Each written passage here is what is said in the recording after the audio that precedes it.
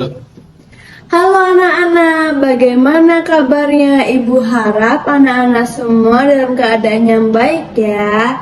Nah, pada video kali ini Ibu akan membahas mengenai teks deskripsi. Tapi sebelumnya, apakah anak-anak sudah tahu apa itu teks deskripsi? Jadi, Ibu akan menjelaskan terlebih dahulu ya. Teks deskripsi adalah teks yang menjelaskan suatu objek, tempat, atau penggambaran secara rinci. Kemudian, teks deskripsi memiliki ciri-ciri. Ada ciri-ciri yang pertama mengenai membahas tentang penjabaran atau gambaran terhadap sebuah objek. Contohnya benda, tempat, suasana. Kemudian ada berisi tentang pemaparan dan ciri-ciri fisik dan sifat suatu objek dengan rinci dan jelas. Yang ketiga ada mengalami atau merasakan langsung kejadian yang digambarkan di dalam teks. Baik anak-anak, selanjutnya Ibu akan menjelaskan tentang struktur teks deskripsi. Struktur teks deskripsi terdiri dari 3 bagian. Yang pertama yaitu identifikasi. Pada bagian ini, penulis memperkenalkan objek yang akan dibahas. Misalnya ada nama, tempat, atau benda yang ada dideskripsikan. Yang kedua yaitu deskripsi bagian. Pada bagian ini berisi tentang penjelasan rinci mengenai objek tersebut atau ciri-ciri lainnya. Pada bagian ini merupakan inti dari teks deskripsi karena menjelaskan tentang objek secara detail. Yang ketiga yaitu penutup atau kesan. Pada bagian ini, penulis menyampaikan kesimpulannya atau pendapat tentang objek, tentang kagum, senang, atau nyaman terhadap objek tersebut. Jadi, struktur teks deskripsi terdiri dari identifikasi, terus juga deskripsi bagian, dan penutup atau kesan. Dan memahami struktur ini, kalian lebih mudah untuk membuat teks deskripsi yang runtut dan baik. Terima kasih. Baik anak-anak, tadi sudah dijelaskan untuk strukturnya. Selanjutnya kita akan membahas tentang kaidah kebahasaan. Jadi anak-anak apakah sudah siap? Pasti sudah siap dong, masa belum? Nah, pertama perhatikan baik-baik ya. Yang pertama yaitu menggunakan kata yang memicu panca indera. Jadi menggunakan kata-kata yang berhubungan dengan apa yang bisa kita lihat, didengar, dirasa, dan juga terasa lebih nyata. Misalnya suara debur ombak. Nah itu kan sangat bisa dirasakan ya teman-teman ya. Yang kedua yaitu adalah penggunaan kata sifat, adjektiva, nama lainnya. Yaitu adalah kata yang digunakan untuk menjelaskan atau menerangkan sifat suatu benda, tempat, orang, atau keadaan.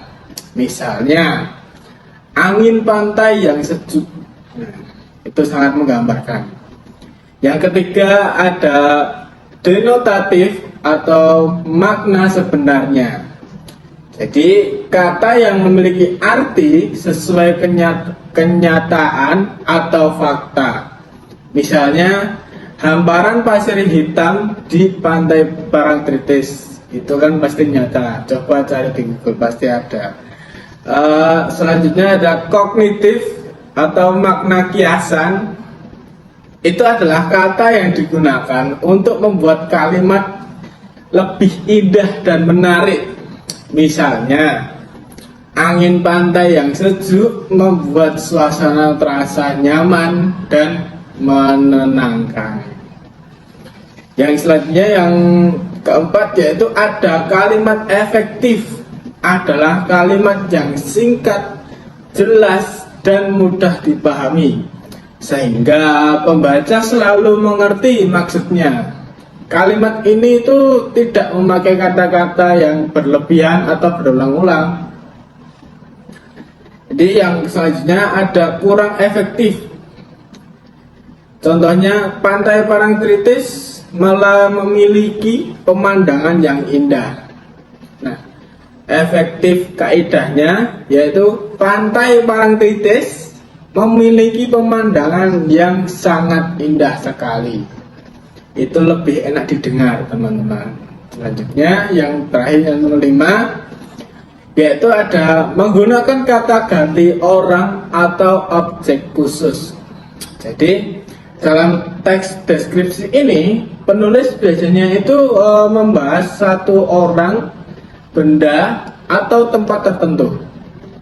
Karena itu digunakan nama atau kata ganti yang jelas agar pembaca tahu objek yang jelas, agar membaca tahu objek yang sedang dijelaskan. Misalnya, Pantai Parangtritis memiliki pemandangan yang sangat indah. Kata Pantai Parangtritis itu termasuk objek khusus karena menyebutkan tempat secara jelas.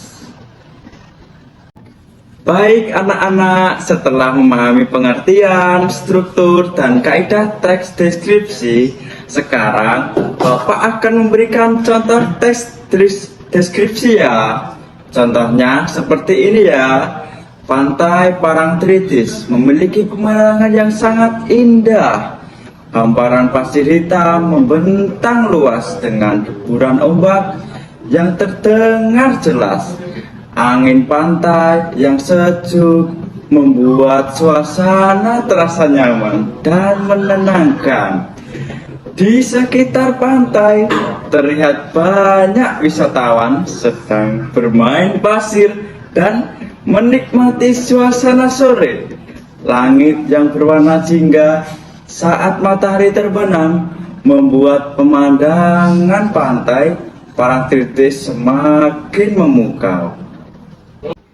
Baik anak-anak, yang selanjutnya Ibu akan menjelaskan mengenai langkah-langkah teks deskripsi. Nah, pertama, tentukan topik atau objek, misalnya tempat wisata. Nah, seperti di contoh